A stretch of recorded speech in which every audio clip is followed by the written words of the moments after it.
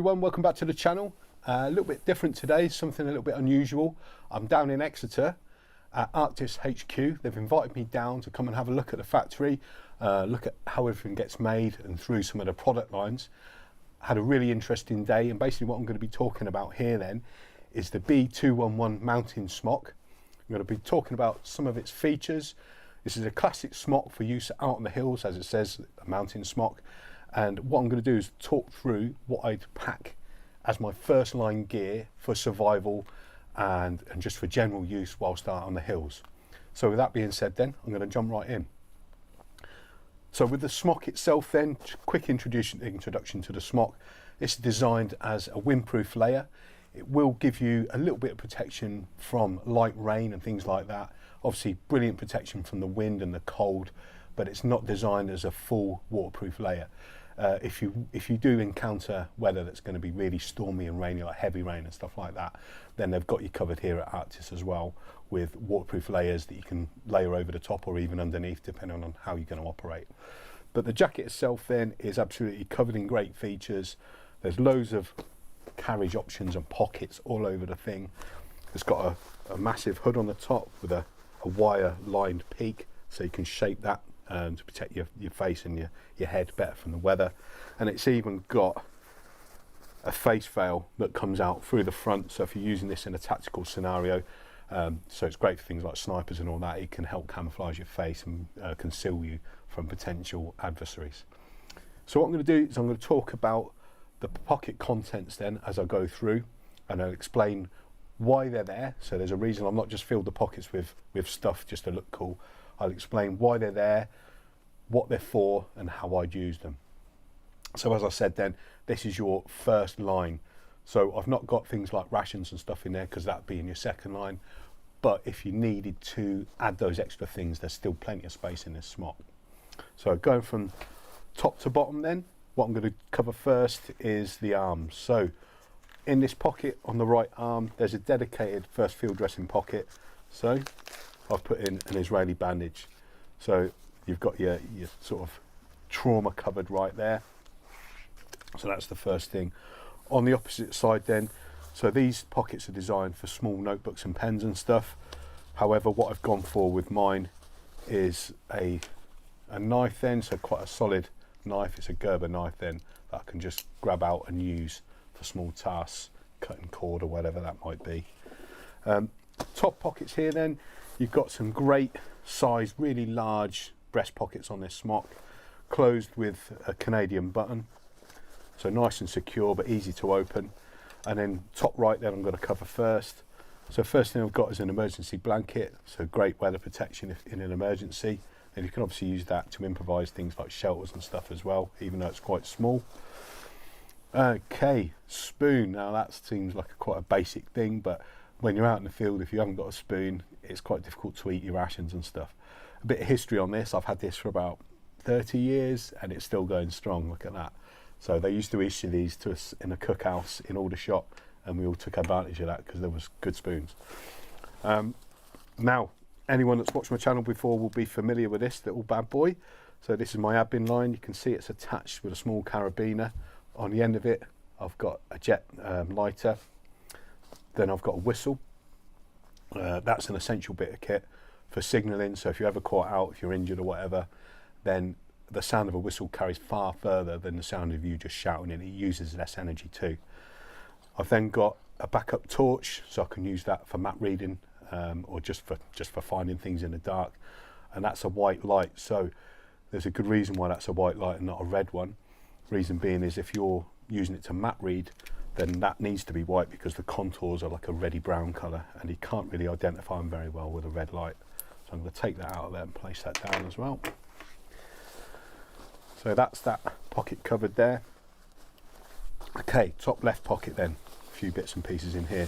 First thing I've got is a waterproof pouch, again secured on with a small carabiner. And that's the great thing about this smock, they've got the built-in tie-off points as well. So in here then, I've got some toilet paper, I've got some spare batteries, and I've got a lighter. So toilet paper from the ration packs, spare batteries for my torch, and a normal lighter.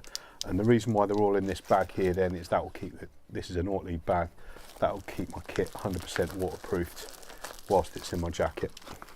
So if you were caught out in a storm or whatever, or if you fell in a stream or something, then that stuff's going to stay 100% dry, and it needs to be, otherwise none of that stuff will function. Also in here then, what I've got is a signal mirror, okay, a heliograph. That's an issue heliograph, military one, and again it's tied off because it's a signalling item, essential survival bit of kit. So that's held there with all the little bits and pieces it comes with. And then in the bottom then, I've got a Petzl E-light. So that's a head torch. You see, quite compact.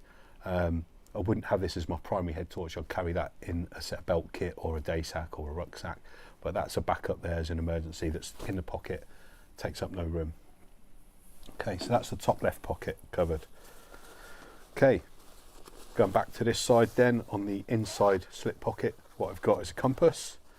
So navigation, it's always, you know, it's easy to navigate with the GPS or, you know, something on your phone like an app or your watch.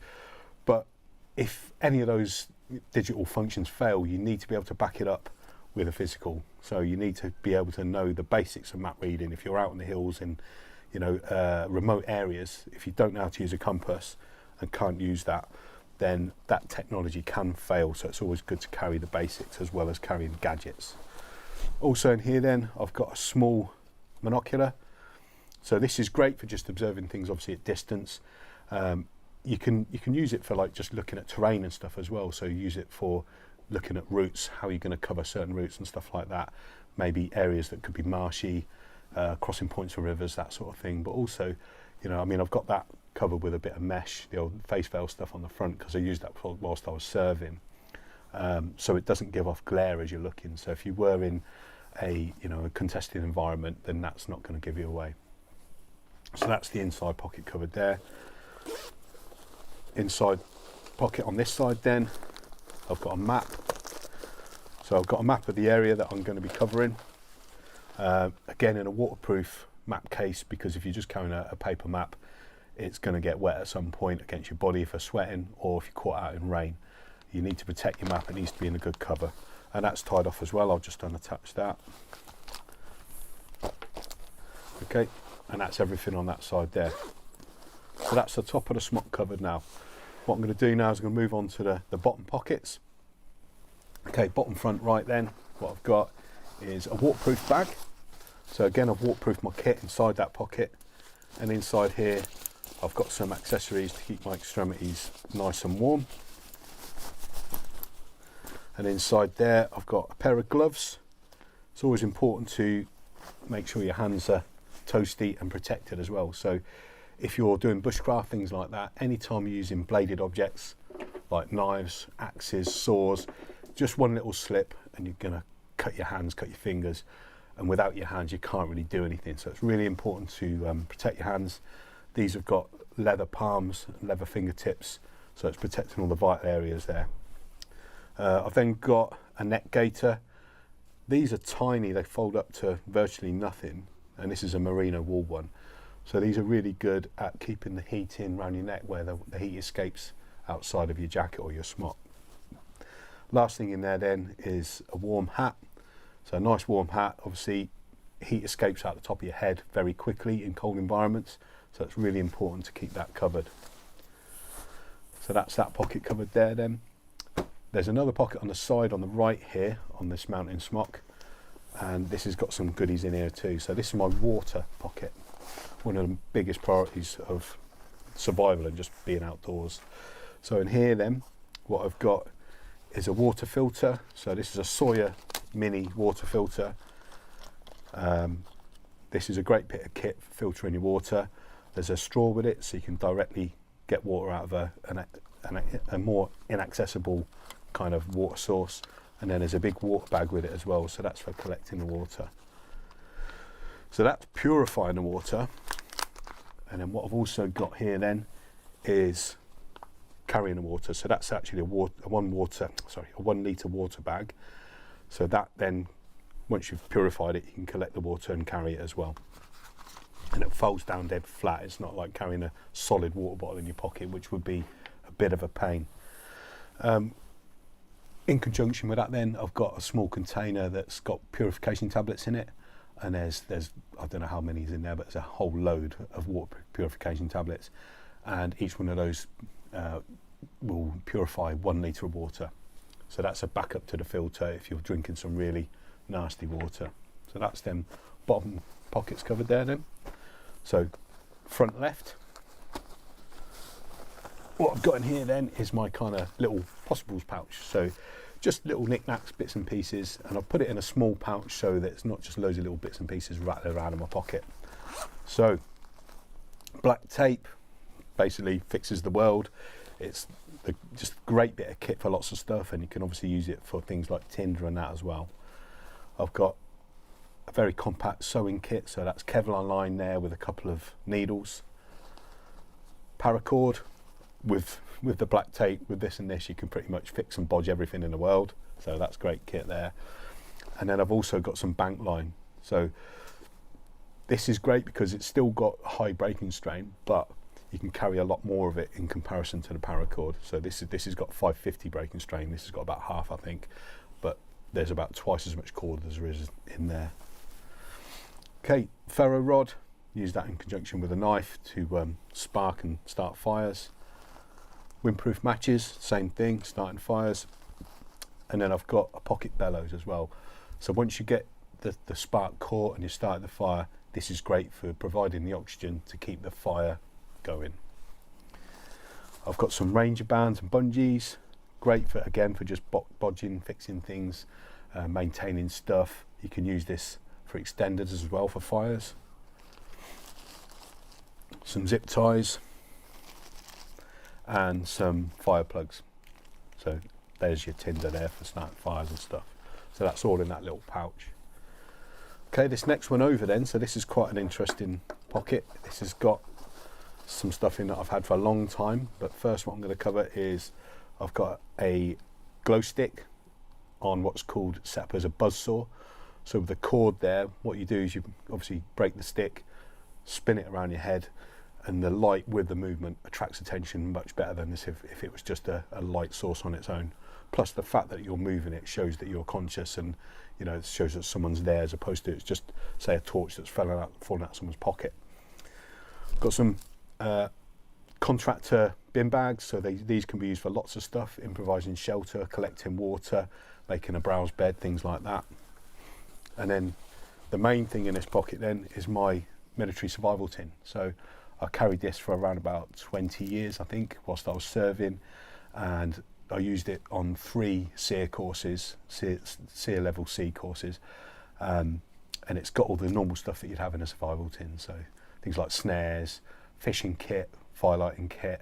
It's got a small torch, a small knife, all the rest of it. A lot of this other stuff, but in a more compact version. So this is basically, you can slip it in any pocket and you've got a little survival kit that you can take anywhere. And like I say, I've had this for a long time, yeah, I've kind of grown. It's grown on me. It's got a lot of sentimental value. That's all the main pockets covered there then. On the inside though, so there's 2 inside pockets on this smock, these zip pockets here. On this front right one, what I've got is a notebook. So I've got a Write in the Rain notebook there, waterproof notebook, and a load of pens and pencils. Really underrated bit of kit. It's one of those things that you don't think you're ever going to need, but you end up needing one quite a lot in the outdoors. Just making notes on what you're doing, writing down grid references, maybe writing up a little route card, stuff like that. It comes in super handy. And if it's not on a waterproof notepad, then you're going to have dramas with normal paper, so it needs to be on a waterproof notepad. That's all the front covered, and then on the back what we've got is this hunter's pocket here. Now personally, I like to keep this fairly lightweight. I don't like to overload it with too much stuff, because if you've ever walked around with a smock on like this for very long and you've got a lot of weight in the back, it literally becomes a pain in the backside. Okay, so I see people loading this out with, like, ration packs, and I've even seen someone stuff like a big heavy duty Gore-Tex jacket here and things like that, but it ends up just sticking out like this.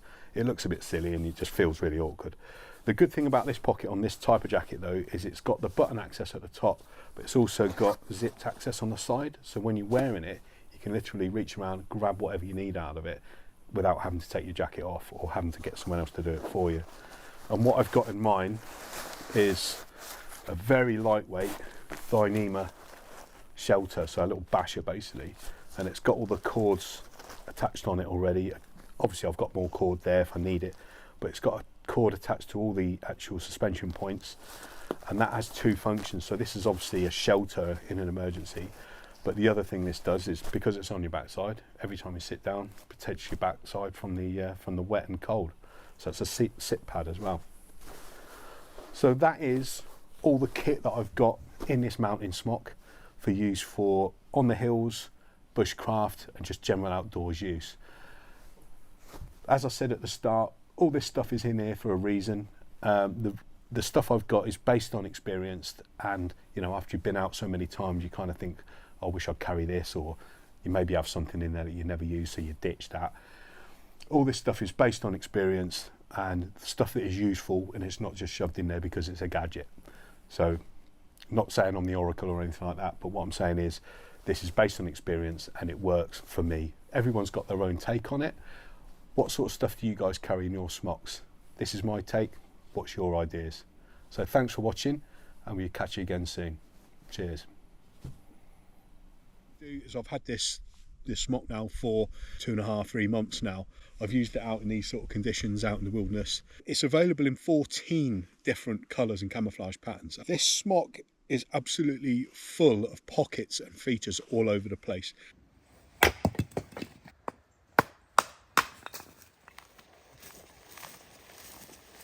And a big shout out to all the members that are supporting my channel. Much appreciated. Thanks guys.